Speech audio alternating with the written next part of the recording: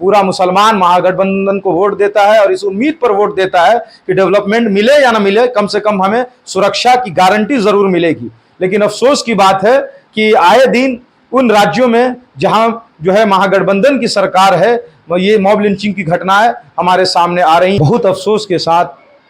कहना पड़ रहा है कि पूरे हिंदुस्तान में सबसे ज़्यादा मॉब लिंचिंग की घटनाएं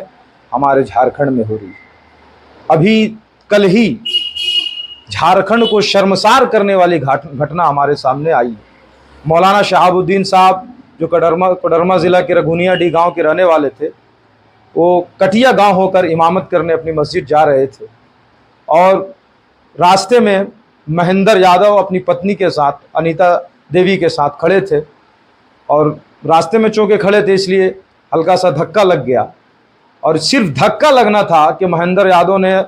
अपने भाई रामदेव यादव को बुलाया और कुछ ही दूरी पर चंद बच्चे क्रिकेट खेल रहे थे, उनको बुलाया और बुलाकर मौलाना साहब, इमाम साहब को मारना शुरू किया। और इतना मारा कि वो लहूलुहान हो गए, खूनालूद हो गए और यहाँ तक के ऑन द स्पॉट उन्होंने दम तोड़ दिया। ये घटना मॉब लिंचिंग की घटना है और इस घटना की तंजीम अहले सुन्नत व जमात कड़े शब्दों में निंदा करती है, हम मजम्मत करते हैं और जमशेदपुर के तमाम उलमा की जानिब से झारखंड सरकार से अपील करते हैं कि इस पर त्वरित कार्रवाई करते हुए फौरन कल्प्रिट्स को, मुजरिमों को गिरफ्तार किया जाए और मॉब लिंचिंग कानून के तहत सख्त सजा दी जाए, वरना हम पूरे झारखंड में आंदोलन करेंगे। याद रखिए, महागठबंधन की सरकार है, पूरा मुसलमान महागठबंधन को वोट देता है और इस उम्मीद पर वोट देता है कि डेवलपमेंट मिले या ना मिले, कम से कम हमें सुरक्षा की गारंटी जरूर मिलेगी। लेकिन अफसोस की बात है कि आए दिन उन राज्यों में जहां जो है महागठबंधन की सरकार है, ये मॉब लिंचिंग की घटनाएं हमारे सामने आ रही हैं। 1 जून के बाद इलेक्शन के रिजल्ट आने के बाद मजीद इन घटनाओं में तेजी आ गई है। मौलाना शहाबुद्दीन एक नॉर्मल इंसान थे, एक सीधे साधे मौलाना थे। बेचारी की फैमिली पर क्या बीत रहा है उनकी फैमिली ही समझ सकती है। तंजीम अहले सुन्नत व जमात का इंशाअल्लाह अनकरीब एक डेलीगेशन उस गांव में भी जाएगा, परिवार से भी मिलेगा और हर तरह से कानूनी और जो है माली मदद फराहम करने की कोशिश करेगा। हम एक बार फिर अपने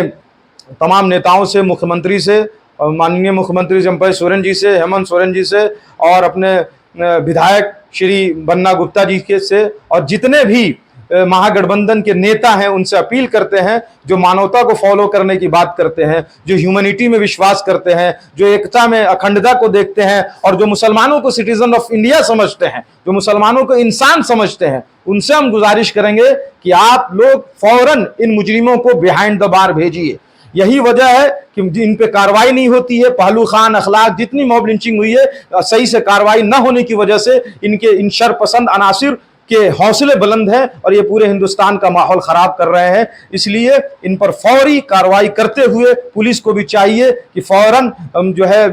मुताल्लिक धाराओं में FIR दर्ज कर इनको बिहाइंड द बार भेजे और सख्त से सख्त इनको सजा दी जाए, ताकि झारखंड में फिर ऐसी घटिया, घिनौना, दर्दनाक, अफसोसनाक वाकया और मॉब लिंचिंग का वाकया ना हो सके और हमारा हिंदुस्तान इस घृणित करने वाले ऐसे वाकयात से महफूज रह सके। इन्हीं बातों के साथ में कहा जा रहा है कि सबसे ज्यादा मॉब लिंचिंग होती है, केंद्र माना जा रहा है, लेकिन झारखंड सरकार कह रही थी कि मॉब लिंचिंग पे कानून बनाएगी, लेकिन खामोशी इख्तियार करनी चाहिए। अफसोस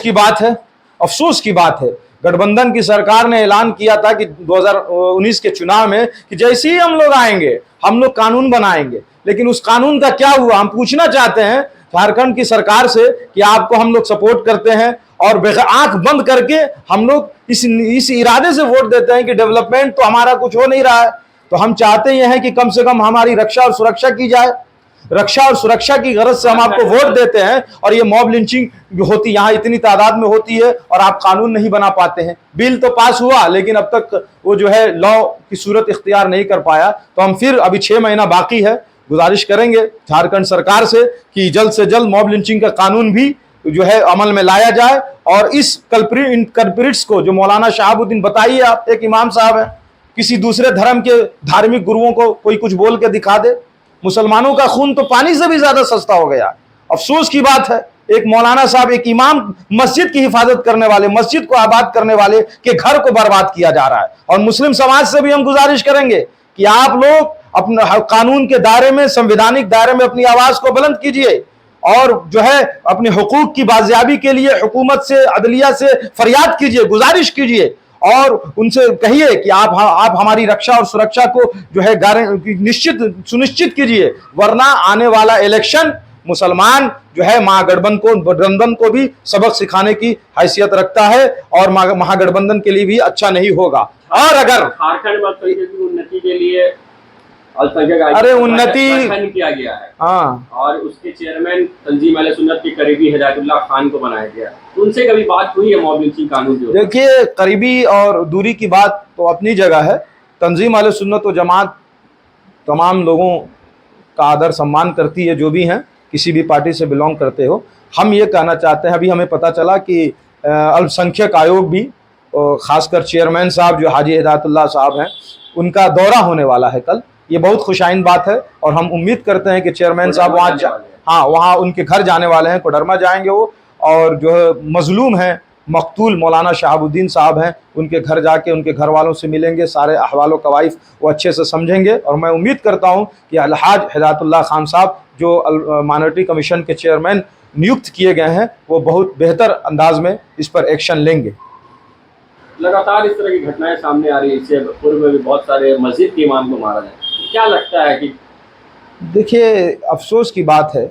इमाम जो होता है वो इमाम का मतलब कायद है, लीडर है, रहनुमा है। जब इमाम और कायद और लीडर ही की कोई अहमियत नहीं रह गई, तो आप बताइए, हजारों लोग इस इमाम के पीछे नमाज पढ़ रहे होते हैं, उसको मारा जा रहा है, इतनी बेदर्दी से लिंचिंग की जा रही है, तो आम मुसलमानों की क्या हालत होगी?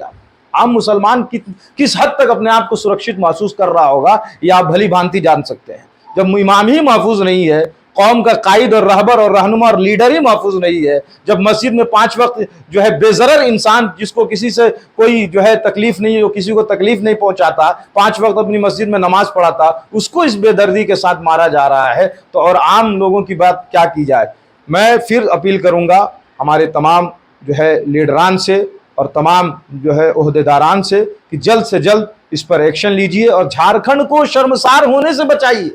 पूरा झारखंड शर्मसार हो रहा है।